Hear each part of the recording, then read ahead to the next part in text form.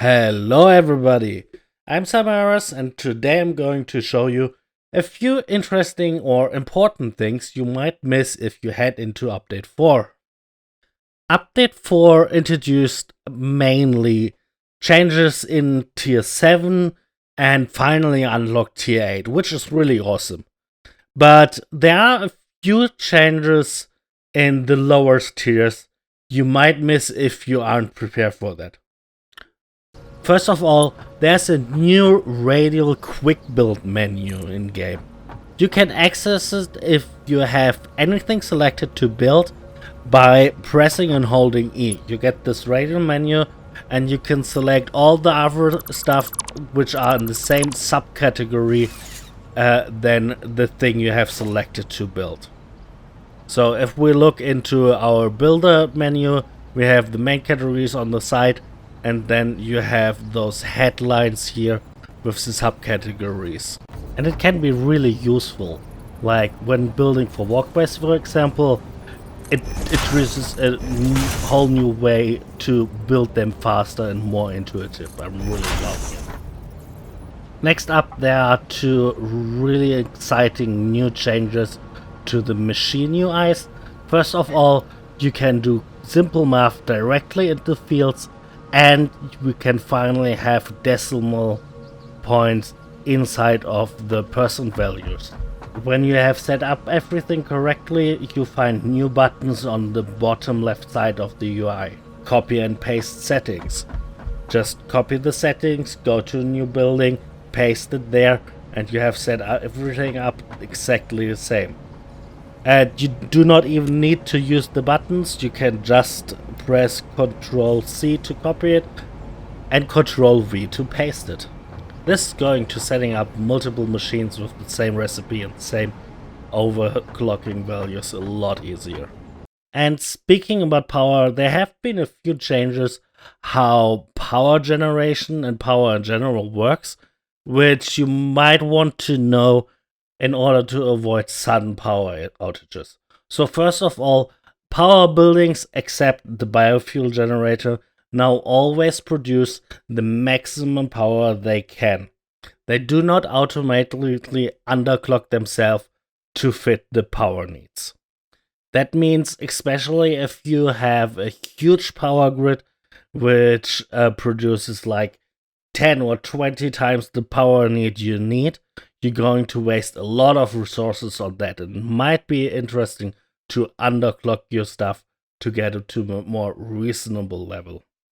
Secondly, they introduced power batteries, which can work as a buffer to avoid that power spikes triple your power system. They have no limit on the maximum power edge they can do, they just have a limit on how much power they can store.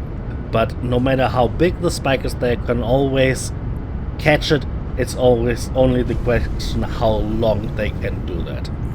And while you're thinking or maybe redoing your power grid anyways, you should look into your fuel generators.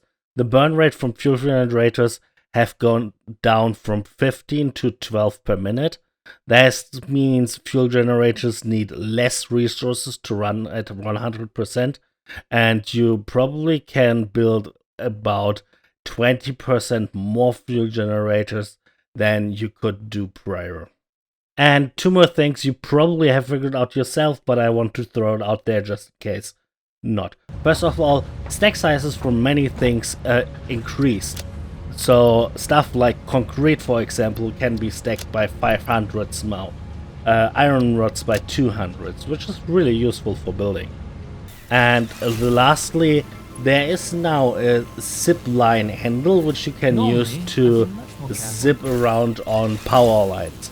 You need to unlock those in the MAM under the Caterium nodes. There's a new thing, those are the zip line handle, and after you research that, you can build it.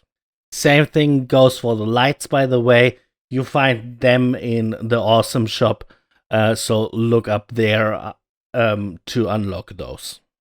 So that's it for today. I hope you found this video helpful. If you did, leave me a like, it would help a lot. Also, I'm doing more stuff like that unregularly, but always tutorial or guide or helpful videos. So if you don't want to miss those, subscribe and maybe press the bell icon to get a notification of those. I'm going to start a Q&A stream for Satisfactory pretty soon, where I take questions you have and answer them directly in the stream, trying to help you with whatever problems you have. I'm not sure when I'm going to start those yet, but if you want to keep updated on those, either join me on my Discord or watch out for my Twitter. And if you have a question already, feel free to send me those in prior to the stream already. I would love to have a few questions already collected which I can explain and answer. And even if you miss the live stream, the video itself of course will be here on the YouTube channel. Last but of course not least, I want to thank my Patreon supporters. Thank you so much for all your help. I really appreciate it a lot. With that, bye bye and have fun gaming.